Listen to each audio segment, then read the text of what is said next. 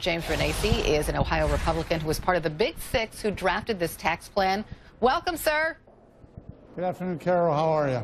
I'm good. Nice to see you. I just wanted to ask you about Congressman Scalise's return to Capitol Hill this morning and what that moment felt like. Well, it was great. It was heartwarming, and just so glad to have him back and glad to see him back. Not 100% yet, but willing to get back and get to work. And his story and his discussion of the praying and all the heartwarming calls that he got from foreign leaders, it was really an emotional time on the floor. Well, he has a long way to go. We see him on his feet there. He's doing a great job, but he has months of rehabilitation left, doesn't he? He actually does, and but he's a trooper, and he's somebody that will be back and will be fighting to make sure that we move some things forward, which is important. Absolutely. He comes back at such a critical time because you're working on tax reform. A lot of people are saying there's no way that lawmakers will come up with a plan that can be agreed to by all parties. No way.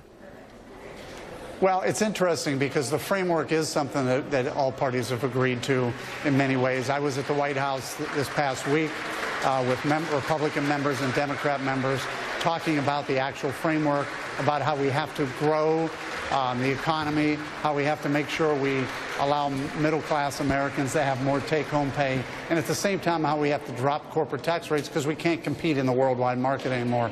And the real key issue was we're not going to reduce the rates for the wealthy. So we're trying to get some of that skepticism out of the way. We're trying to get some of that, this is going to be... Let me try to get some of the skepticism because you said something. Because if you reduce the personal income tax brackets from 7 to 3, you do cut taxes on the top wage earners from 39% to 35%.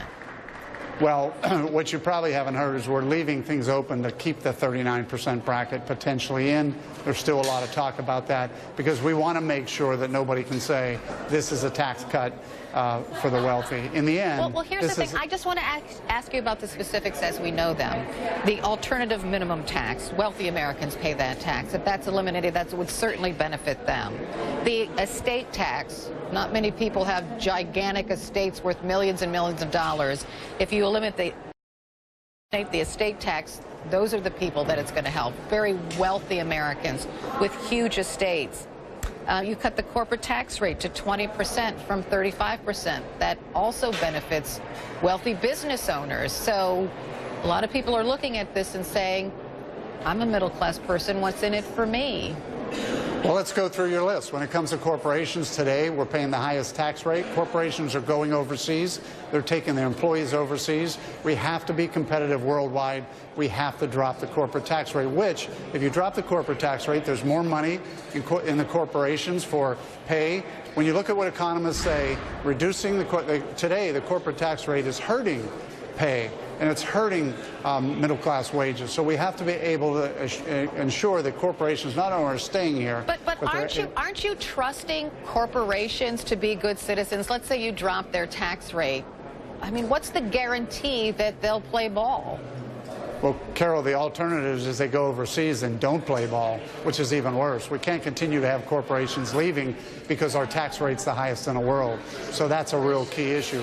The other issues you talked about, the alternative minimum tax, look, I'm a CPA. I did thousands of tax returns in my business world. I can tell you that middle-class Americans are affected by the alternative minimum tax. And not only are they affected... Well, I would say upper middle-class Americans are affected by the alternative minimum tax. Well, again, it depends on what your itemized deductions are, and it depends on a lot of things. And you only itemize deductions if you're a wealthier American. You don't itemize deductions if you're middle class or lower. Well, I'm not sure if that's all true. I had a lot of people come into my office with 3 and 4 kids who are middle-class Americans who are itemizing. So I do believe that they had to file a second tax return, or we had to recalculate the rate in many ways, too. So let's look at that. The estate tax, let's not forget about those Midwest farmers that have built they started their... Wealthy Midwest farmers. Well, a lot of their wealth is tied up in ground and land. I also did the tax returns for many Midwest farmers, and it's not like they were extremely wealthy. Now, they did have a lot of farmland, and they did have a lot of value in their land. And the question is, when somebody that owns that land passes away, how do they pass it on to the children and grandchildren? How do they keep that farm in the family? So these are things that we need to take a look at and make sure that we're growing this economy.